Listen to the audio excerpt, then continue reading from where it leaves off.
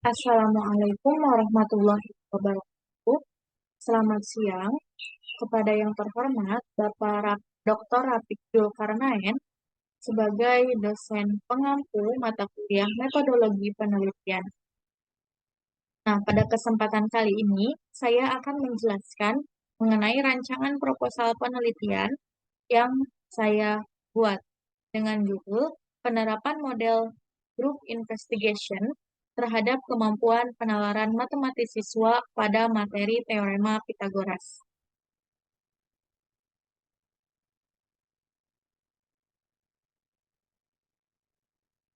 Namun, izinkan saya memperkenalkan diri terlebih dahulu.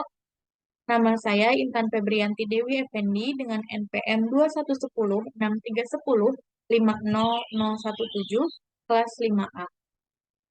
Tugas ini diajukan untuk memenuhi syarat UAS dari mata kuliah metodologi penelitian dengan dosen pengampu Bapak Dr. Rafiq Zulkarnaen. Nah, topik bahasannya yaitu meliputi 1. Latar belakang, 2. Rumusan masalah, 3. Tujuan penelitian, 4. Manfaat penelitian, 5. Tinjauan kepustakaan, 6. Hipotesis penelitian, 7. Model penelitian, 8. Jadwal penelitian. Baik, untuk yang pertama ada latar belakang. Matematika adalah ilmu yang berguna bagi kegiatan kehidupan manusia sebagai makhluk hidup, sehingga matematika tidak bisa dipisahkan dalam kehidupan.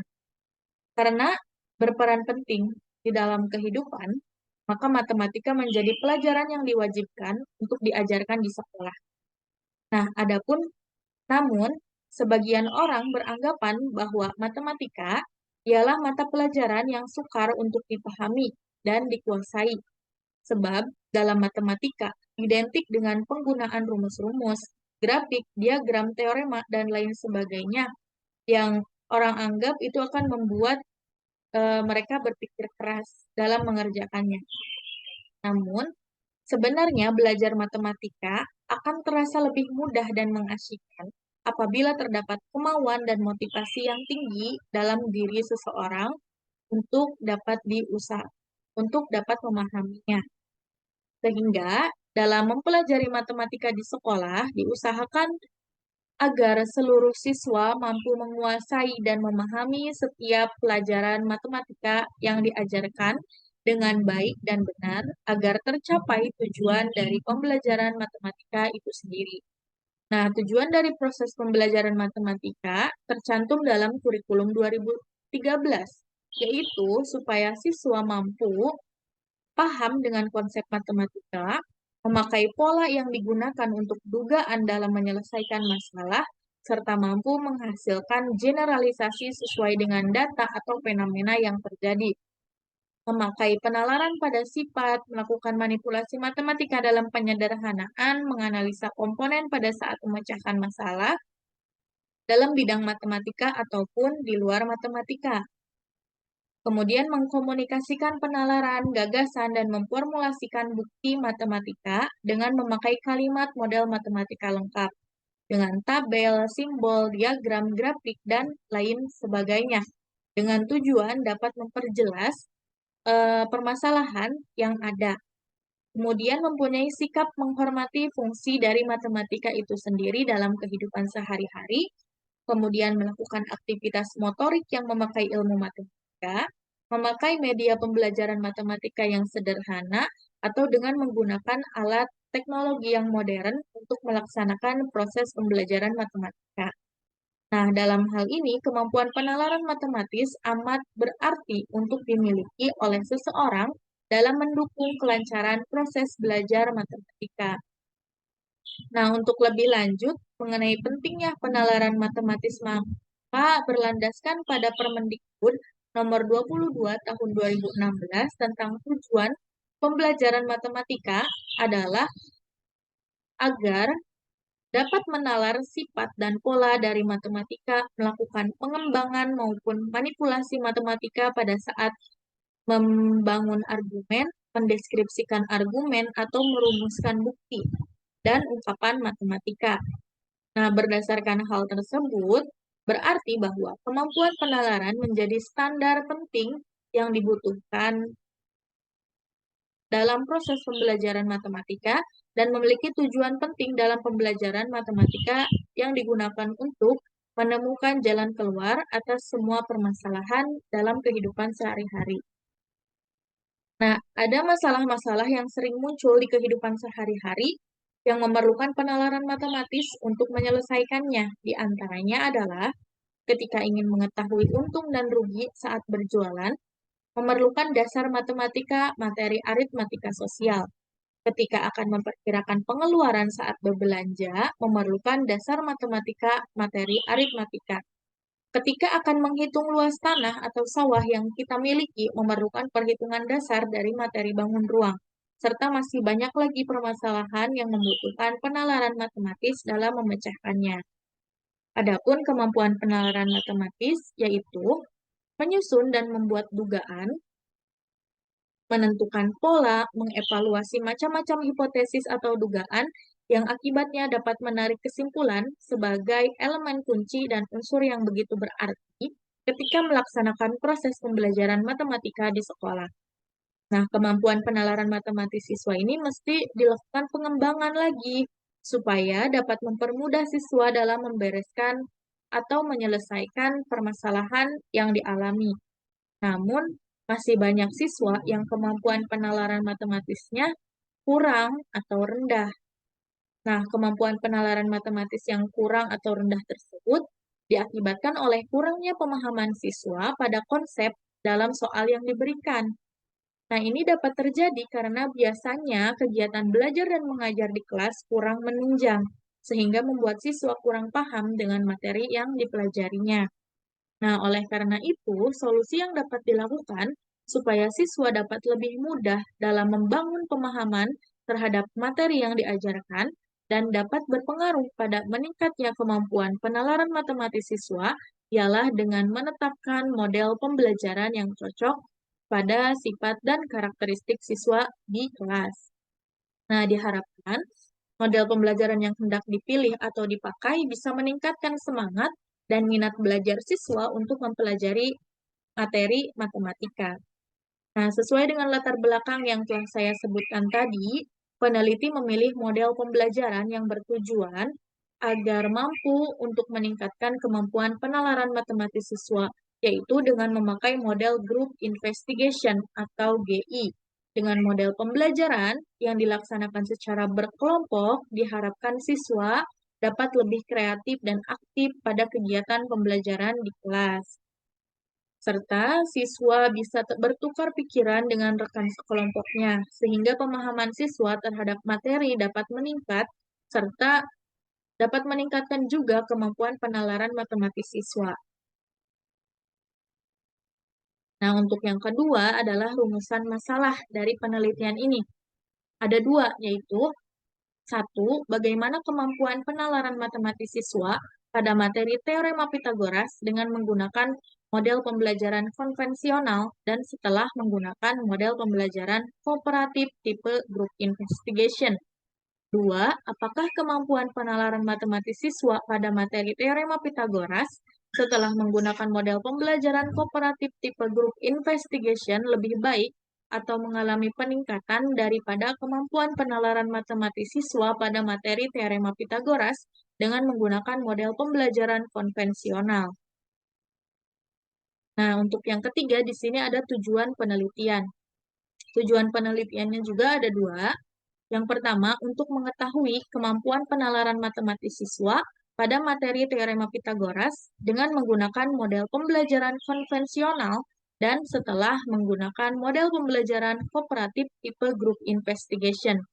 Dua, untuk mengetahui perbandingan kemampuan penalaran matematis siswa pada materi teorema Pitagoras setelah menggunakan model pembelajaran kooperatif tipe group investigation, apakah lebih baik atau mengalami peningkatan daripada kemampuan penalaran matematis siswa pada materi teorema Pitagoras dengan menggunakan model pembelajaran konvensional. Baik, di sini ada manfaat penelitian. Manfaat penelitian ini ada dua, yaitu untuk bidang teoritis dan untuk bidang praktis. Nah, yang pertama ini bidang teoritis. Manfaatnya adalah supaya mendapatkan referensi dalam menerapkan model pembelajaran kooperatif tipe group investigation untuk meningkatkan kemampuan penalaran matematis siswa pada materi teorema Pitagoras.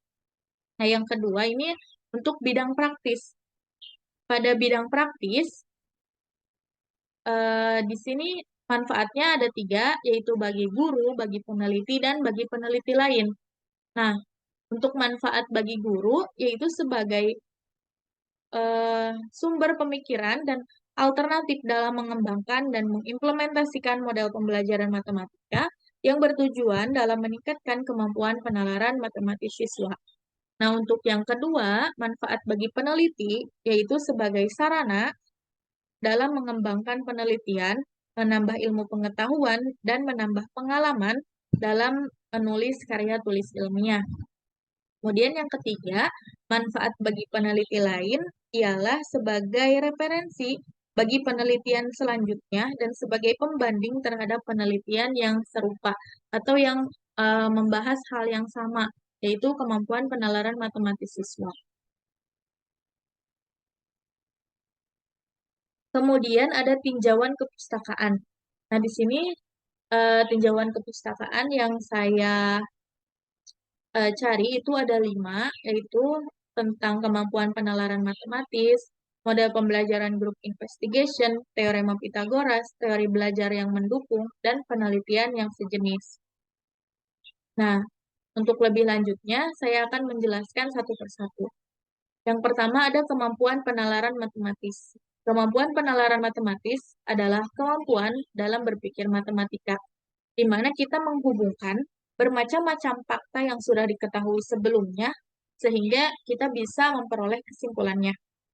Nah, maka kemampuan penalaran matematis adalah sebuah cara berpikir di mana kita dapat menghubungkan dugaan dengan fakta-fakta yang sudah ada dan bisa memperoleh kesimpulan yang logis.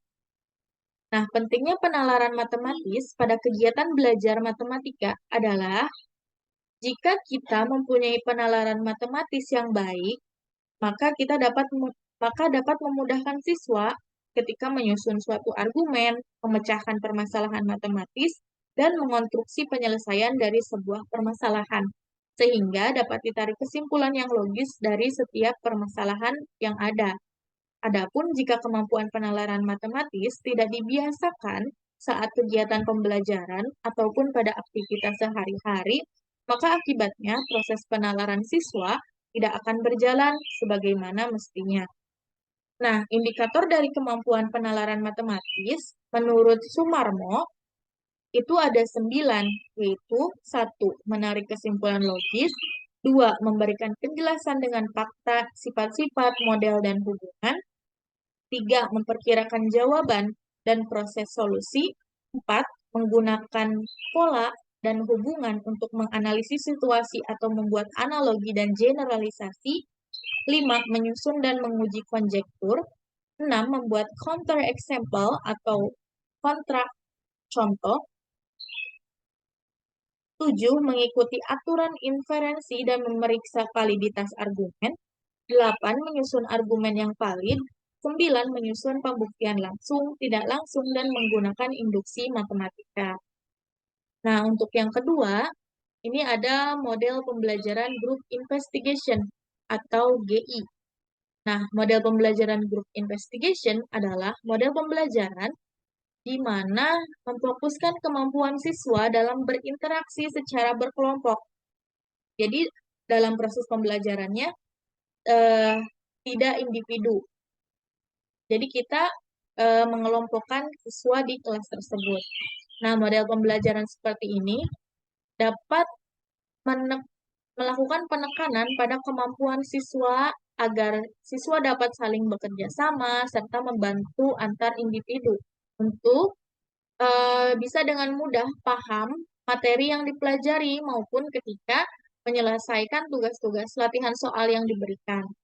Nah, pada GI ini, jika ada salah satu anggota kelompok yang sudah paham dengan materi yang dipelajari ataupun anggota kelompok yang telah selesai dalam memecahkan masalah pada latihan soal dapat membagi ilmunya kepada teman kelompoknya yang belum paham, yaitu yang sudah paham bisa menjelaskan kepada teman sekelompoknya agar teman kelompoknya juga sama-sama paham.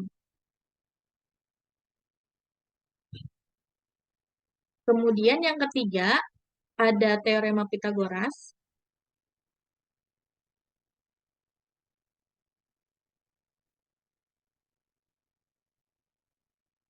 Nah, sebentar.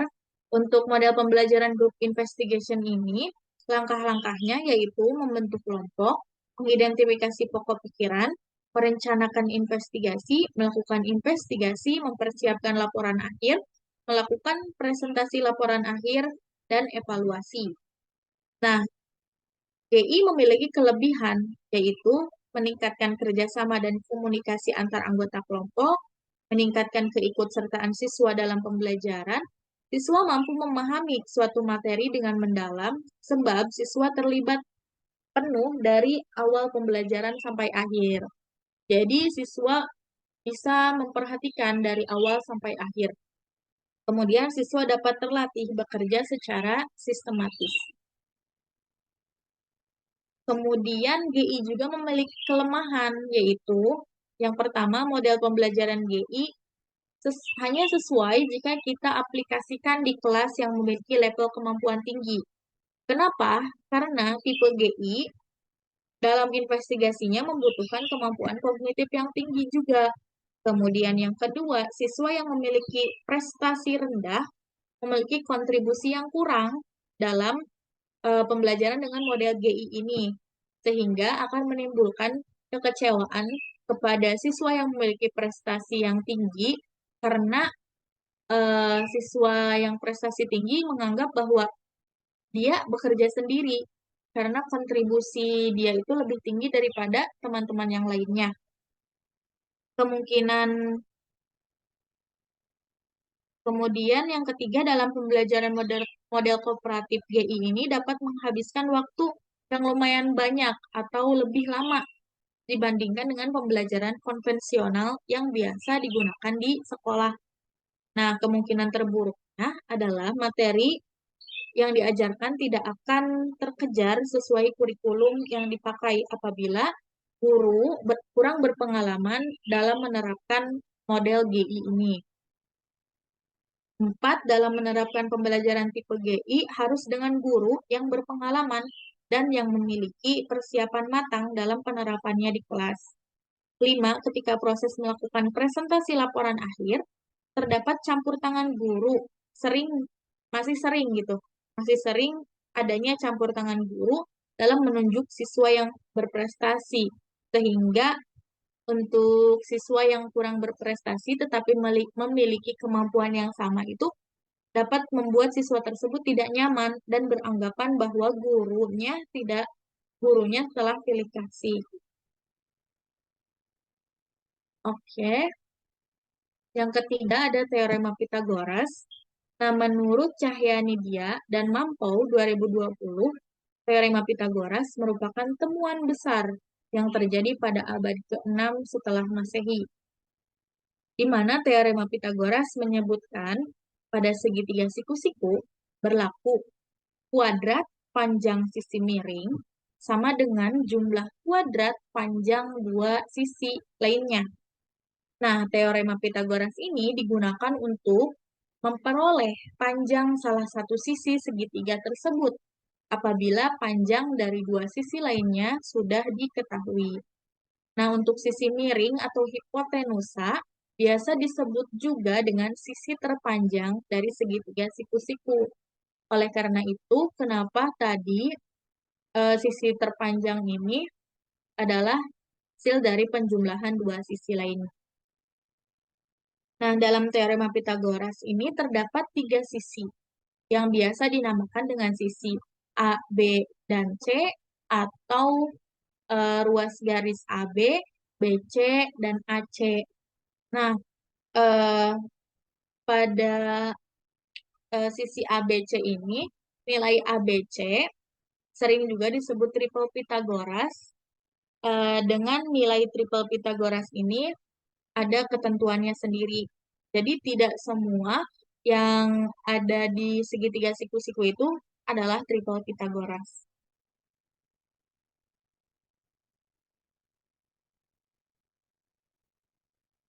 Nah, untuk sisi ABC ini biasanya yang menjadi sisi terpanjang atau hipotenusa itu biasanya adalah yang sebagai C.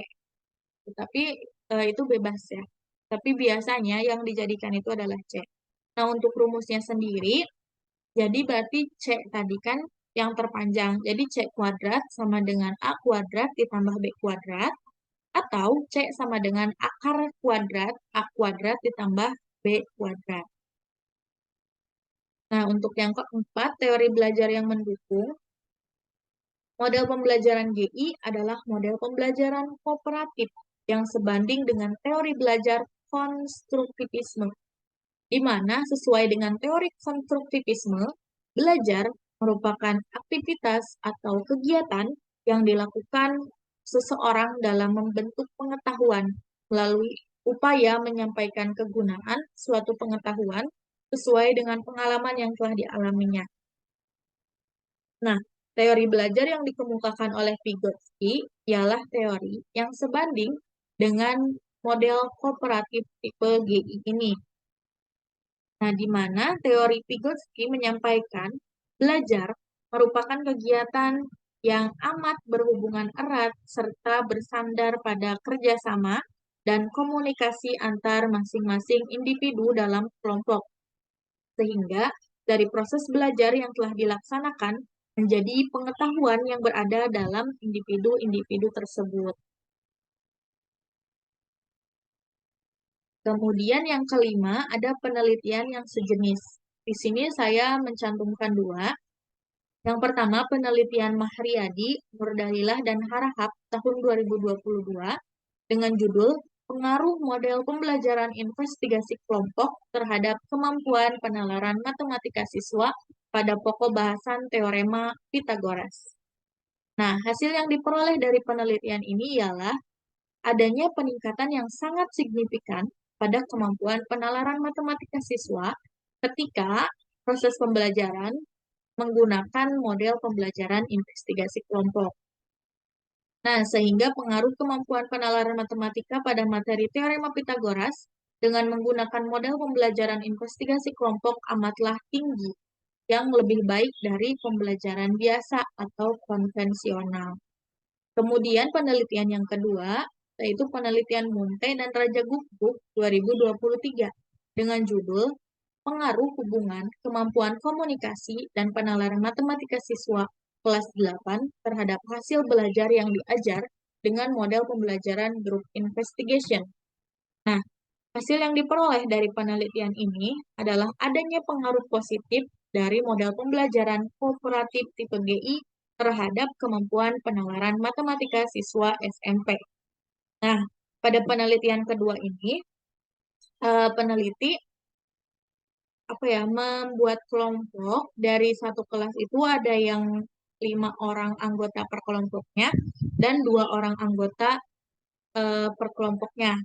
Nah, di sini rata-rata kemampuan penalaran siswa yang diberi perlakuan dengan model GI yang terdiri dari 5 orang anggota tiap kelompoknya lebih tinggi daripada yang terdiri dari 2 orang anggota tiap kelompoknya. Nah, berarti di sini dapat terlihat bahwa eh, pada penggunaan GI ini jumlah anggota kelompok itu mempengaruhi tingkat eh, pemahaman siswa. Mungkin dari yang anggotanya lebih banyak bisa eh, lebih banyak bertukar pikiran dibanding dengan yang cuma 2 orang saja.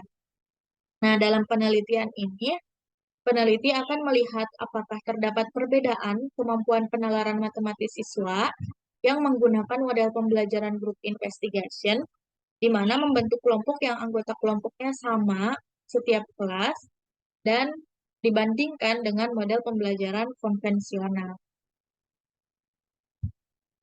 Kemudian ada hipotesis penelitian. Nah, berdasarkan penjabaran yang tadi, maka hipotesis pada penelitian yang akan dilakukan ialah adanya peningkatan kemampuan penalaran matematisiswa pada materi teorema Pitagoras setelah menggunakan model pembelajaran kooperatif tipe Group Investigation, GI.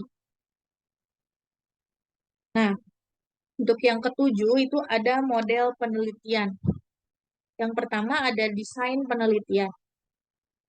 Penelitian ini menggunakan pendekatan kuantitatif dengan angka sebagai hasil data dari penelitian. Jenis penelitian yang digunakan adalah penelitian dengan pendekatan kuasi eksperimen. Nah, desain penelitiannya adalah pre-test and post-test with non-equivalent control group design, yaitu dengan memilih satu kelas sebagai kelas eksperimen yang menggunakan model pembelajaran group investigation dan satu kelas lainnya sebagai kelas kontrol yang menggunakan model pembelajaran konvensional yang kemudian diberikan pretest, yaitu tes sebelum kegiatan pembelajaran, dan diberikan post-test setelah, yaitu tes sesudah kegiatan pembelajaran. Yang kedua, ada populasi dan sampel penelitian. Populasi dalam penelitian ini adalah siswa kelas 8 di salah satu SMP negeri di Kabupaten Karawang. Teknik pengambilan sampelnya yaitu dengan metode simple random sampling. Adalah pengambilan sampel dari populasi penelitian yang dilakukan secara acak dengan menganggap semua sampel itu setara atau sama, tidak ada yang dibeda-bedakan. Pengambilan sampel dari jumlah kelas 8 yang ada di sekolah tersebut akan dipilih satu kelas 8 sebagai kelas eksperimen dan satu kelas 8 yang lainnya sebagai kelas kontrol. Kemudian yang ketiga, instrumen penelitian. Instrumen penelitian utama, yaitu data yang hendak dianalisis atau diolah, ialah data pretest dan posttest tadi dari kelas kontrol dan kelas eksperimen, di mana pretest diberikan kepada kelas kontrol adalah tes sebelum pembelajaran menggunakan model pembelajaran konvensional. Nah, sedangkan pretest yang diberikan kepada kelas eksperimen adalah tes sebelum pembelajaran menggunakan model group investigation. Nah, adapun post-test yang diberikan kepada kelas kontrol yaitu diberikan setelah pembelajaran menggunakan model konvensional. Nah, untuk post-test yang diberikan kepada kelas eksperimen adalah tes setelah pembelajaran menggunakan model group investigation. Nah, instrumen yang dipakai adalah berupa soal tertulis berbentuk soal uraian mengenai materi teorema Pitagoras yang berisi tentang indikator kemampuan penalaran matematisiswa. Untuk instrumen pendukungnya, dalam menunjang proses pembelajaran dan mengajar di kelas, diperlukan adanya rancangan pelaksanaan pembelajaran atau RPP, di mana RPP dibuat oleh guru pada saat mengajar yang tujuannya untuk membantu proses mengajar supaya sebanding dengan standar kompetensi dan kompetensi dasar yang hendak dicapai oleh setiap siswa di kelas. Yang keempat ada teknik pengumpulan data. Teknik pengumpulan data adalah sebelum memulai pembelajaran dengan model GI, siswa akan diberikan pretest berupa soal tes uraian mengenai materi teorema Pitagoras di awal pertemuan. Nah, hal ini tujuannya untuk melihat kemampuan siswa di awal pembelajaran. Kemudian setelah diberi perlakuan berupa kegiatan pembelajaran dengan menggunakan model group investigation, siswa diberikan post-test di akhir kegiatan pembelajaran, di mana hal ini bertujuan untuk melihat apakah ada peningkatan pada kemampuan siswa setelah diberikan perlakuan dengan model group investigation. Kemudian yang kelima ada teknik analisis data. Nah, analisis data yang dipakai adalah dengan analisis statistik deskriptif dan analisis statistik inferensial, yaitu uji T dan uji normalitas. Untuk analisis statistik deskriptif dipakai untuk mendeskripsikan atau memberikan gambaran data tes kemampuan penalaran matematis siswa dan mengenai penerapan model pembelajaran yang dipakai pada saat pelaksanaan penelitian. Nah, untuk analisis statistik inferensial dipakai untuk menguji hipotesis dari penelitian yang sudah dilaksanakan. Baik, untuk yang pembahasan ke-8 itu ada jadwal penelitian. Di sini kegiatannya ada mengumpulkan informasi, mencari berbagai sumber yang relevan, mengidentifikasi masalah, itu dilaksanakan di bulan pertama, atau di sini saya misalkan di bulan Januari. Kemudian untuk menyusun proposal itu dilaksanakan di bulan Januari, yaitu bulan pertama dan bulan kedua, yaitu Januari dan Februari. Kemudian untuk menyusun instrumen yang digunakan, menentukan sekolah yang akan dijadikan subjek penelitian, dilaksanakan di bulan kedua atau di bulan Februari. Kemudian uji coba instrumen, menentukan sampel penelitian, yaitu kelas kontrol dan kelas eksperimen, dilaksanakan di bulan ketiga atau di bulan Maret. Kemudian melaksanakan pretest mengenai kemampuan penalaran matematis siswa, melaksanakan kegiatan pembelajaran matematika dengan menggunakan model pembelajaran group investigation untuk kelas eksperimen dan pembelajaran konvensional untuk kelas kontrol, kemudian melaksanakan post-test mengenai kemampuan penalaran matematis siswa, dan mengumpulkan data itu dilaksanakan di bulan keempat atau di bulan April. Kemudian untuk pengolahan dan analisis data, menyusun laporan penelitian dilaksanakan 2 bulan, yaitu di bulan kelima dan keenam. Nah, di sini yaitu di bulan Mei dan Juni. Baik, sekian penjelasan yang dapat saya sampaikan. Kurang lebihnya mohon dimaafkan. Terima kasih. Wassalamualaikum warahmatullahi wabarakatuh.